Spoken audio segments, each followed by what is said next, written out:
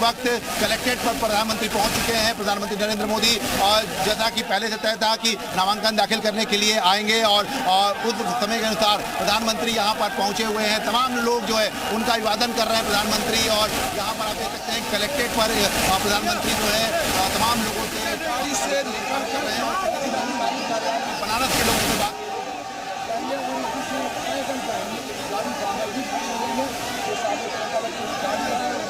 जो है वो नामांकन दाखिल करने के लिए अंदर जाते हुए इस वक्त वाराणसी के कलेक्ट्रेट पर प्रधानमंत्री पहुंच चुके हैं और जो वो पैदल ही वो अब अंदर जा रहे हैं नामांकन दाखिल करने के लिए। आज प्रधानमंत्री नामांकन अपना दाखिल करने के लिए यहाँ पर पहुँच चुके हैं और करीब 10 से 15 मिनट का वक्त और लगेगा। 10 से 15 मिनट का समय लगता है। उसके बाद प्रधानमंत्री अपना नामांकन दाखिल करेंगे और उसके बाद यहाँ से सीधे रुद्रराज सेंटर जाएंगे। तो फिलहाल मैं आपको तस्वीरें एक बार और अपने सहयोगी चाहूंगा कि तस्वीरें दिखाएं। काफिला जो है वो आपको दिखाई पड़ेगा। तस्वीरें दिखा रहा है, प्रधानमंत्री भीतर दाखिल हो चुके हैं, उसकी तस्वीरें इस वक्त आप देख सकते हैं। बता दें आपको तमाम लोग जो है बड़े बड़े चेहरे जो हैं वो भीतर इंतजार कर रहे हैं। कई सीएम पहुंचे हुए हैं स्टेट्स के। इसके अलावा अगर बात की जाए तो गृह मंत्री, रक्षा मंत्री यहाँ पर दोनों ही मौजूद हैं और इस वक्त प्रधानमंत्री अपना नॉमिनेशन फाइल करने के लिए पहुंचे हैं। पर्चा पहले से भरा हुआ है, एक सिग्नेचर प्रधानमंत्री को करना है। उसके बाद नॉमिनेशन फॉर्म जो है वो डीएम को सौंप दिया जाएगा, यानी इनका नॉमिनेशन जो है फाइल हो जाएगा। 4 प्रस्तावक प्रधानमंत्री के साथ यहां पर इस वक्त मौजूद रहेंगे और तीसरी बार ये मौका है जब प्रधानमंत्री यहां पर अपना नॉमिनेशन फाइल करेंगे वाराणसी से। वाराणसी की जनता की अगर बात की जाए तो लगातार भरोसा जो है वो प्रधानमंत्री पर जता रही है और प्रधानमंत्री भी कह रहे हैं कि जब 2014 में यहां आए थे तब उन्होंने कहा था कि मां गंगा ने उन्हें बुलाया है, लेकिन अब वो ये कह रहे हैं कि मां गंगा ने उन्हें गोद लिया है। एक विशेष प्रेम जो है वो वाराणसी वासियों के साथ, वाराणसी से जो है वो यहां पर जुड़ चुका है और फिलहाल कुछ इस तरीके से अभिवादन भी स्वीकार कर रहे हैं प्रधानमंत्री, क्योंकि बाहर की अगर बात की जाए तो काफी तमाम लोग जो है उनका इंतजार कर रहे थे और फिलहाल कलेक्ट्रेट के भीतर दाखिल होते हुए बाहर गाड़ियों का काफिला जो है वो रोक दिया गया है। कलेक्ट्रेट के भीतर पैदल चलकर ही प्रधानमंत्री पहुंचे, जैसा कि इन तस्वीरों में भी आपको बहुत बेहतर तरीके से समझ आ रहा होगा। और यहां पर अब अपना नॉमिनेशन फाइल करेंगे वो। और ये बता दें आपको 4 प्रस्तावक उनके साथ यहां पर मौजूद है, जो कि जब वो नॉमिनेशन फाइल करेंगे तो उनके साथ मौजूद रहने वाले हैं। अब 3 तस्वीरें इस पूरे कार्यक्रम से जुड़ी हुई आप देख रहे हैं। एक पहले जीत का आशीर्वाद उन्होंने लिया है काल भैरव मंदिर में, उसके बाद कलेक्ट्रेट पहुंचे हैं और उससे पहले की तस्वीरें जब सबसे पहले पहुंचे थे तो वहां पर गंगा आरती में वो शामिल हुए थे, गंगा पूजन में शामिल हुए। विशाल भी हमारे साथ इस वक्त मौजूद है। विशाल, फिलहाल कलेक्ट्रेट के भीतर दाखिल हो चुके हैं, ये तस्वीरें भी बता रही हैं। कितना समय तकरीबन नॉमिनेशन में यहाँ पर लगेगा उन्हें?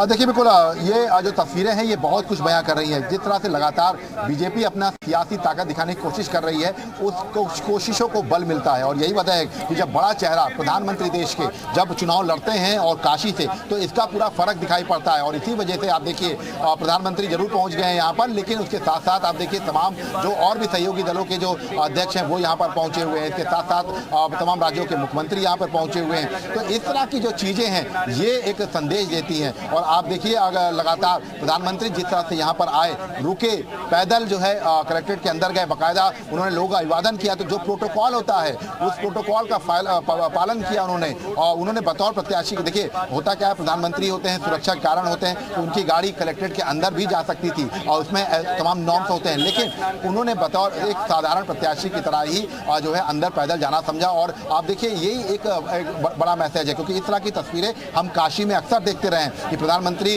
कभी चाय की दुकान पर चले जाते हैं चर्चा करने, कभी जो है पकौड़े की दुकान पर पहुंच जाते हैं, कभी रात में जब रात्रि विश्राम करते हैं तो यहाँ पर भ्रमण करने निकल जाते हैं, लोगों से मिलते हैं। तो इस तरह की तस्वीरें हम देखते रहे हैं और इसी वजह से शायद अब आज जब नामांकन दाखिल होगा उसके बाद, चूंकि देखिए यहाँ की अगर हम बात करें तो यहाँ पर उनके सामने अजय राय को प्रत्याशी बनाया है विपक्ष ने, लेकिन अगर आप 2019 के नतीजे देखिए तो अजय राय चुनाव लड़े थे, बहुत बुरी आ रहे थे। ऐसे में ये कह सकते हैं, फिलहाल देखिए लगातार हम आपको तस्वीरें दिखा रहे हैं, कोशिश कर रहे हैं किस तरह से यहाँ पे पूरा माहौल जो है वो यहाँ पर दिखाई पड़ रहा है। तो इस तरह की जो चीजें हैं ये अपने आप कि एक प्रधानमंत्री डीएम के सामने खड़े होते हैं और डीएम चूंकि इलेक्शन है वो बैठे रहते हैं और उनके सामने वो ओथ लेते हैं, शपथ लेते हैं प्रत्याशी के तौर पर।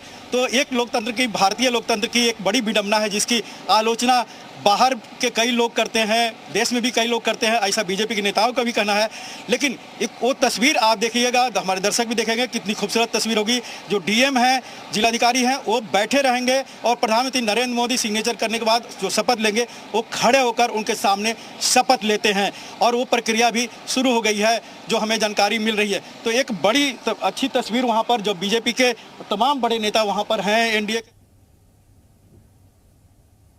सैलाब था, जन समुद्र था और आज आदरणीय प्रधानमंत्री नरेंद्र मोदी जी का नॉमिनेशन है। मैं बहुत बहुत शुभकामनाएं देता हूं, बधाइयां देता हूं। काशी में इस बार एक तरफा प्रचंड बहुमत के साथ जीत होगी, सभी प्रत्याशियों की जमानत जब्त होगी। अखिलेश यादव कह रहे हैं कि बीजेपी बूथ कर रही है। अखिलेश बुरी तरह से खींचे हुए हैं, डिरेल्ड हैं, हार का सामना करने के लिए अपनी पृष्ठभूमि तैयार कर रहे हैं, फेस सेविंग का काम कर रहे हैं। दोनों लड़कों की जोड़ी सुपर फ्लॉप साबित होगी, 0 सीटें मिलेंगी उत्तर प्रदेश में। अखिलेश यादव कह रहे हैं कि 80 में से 79 सीट हम जीत आप देखिएगा 0 सीट मिलेगी समाजवादी पार्टी को, सभी सीटों पर भारतीय जनता पार्टी जीतेगी। ये आप भी जानते हैं, वो बकवास कर रहे हैं। सर, एक मल्लिकार्जुन खड़गे कह रहे हैं कि बीजेपी देश को गुलाम बनाना है। अब उनके बारे में तो आप अच्छी तरह जानते हो। भी हो जाएगी, क्योंकि प्रधानमंत्री नरेंद्र मोदी का जो नॉमिनेशन पेपर है या कोई भी प्रत्याशी होता है, उसका नॉमिनेशन पेपर पहले से तैयार होता है, वो दे दिया जाता है जिलाधिकारी के सामने। वहाँ पर जो प्रत्याशी है, खासकर प्रधानमंत्री नरेंद्र मोदी वहाँ जाएंगे, सिग्नेचर कर रहे हैं, शपथ लेंगे प्रस्तावकों के सामने और उसके बाद वो बाहर निकलेंगे। हो सकता है 2014-19 में इसी जगह पर हम लोगों ने प्रधानमंत्री नरेंद्र मोदी से बात भी की थी, उन्होंने मीडिया से बात भी की थी। 2024 में वो तस्वीर अभी दिख नहीं रही है कि वो आकर अपनी बातें यहाँ पर करेंगे, लेकिन संभावना है कि एक बार फिर से प्रधानमंत्री नरेंद्र मोदी नॉमिनेशन के बाद एक प्रत्याशी के तौर पर अपनी भावनाएं काशी और देश के सामने रखें। लेकिन वो प्रक्रिया यहाँ पर शुरू हो गई है और भी हम नज़दीक जाने की कोशिश कर रहे हैं कि कहाँ पर, जहाँ पर प्रधानमंत्री नरेंद्र मोदी का काफिला पहुँचा हुआ है, कलेक्ट्रेट में, कचहरी में, और ये प्रधानमंत्री नरेंद्र मोदी यहाँ पर नॉमिनेशन करने के लिए पहुंच गए हैं।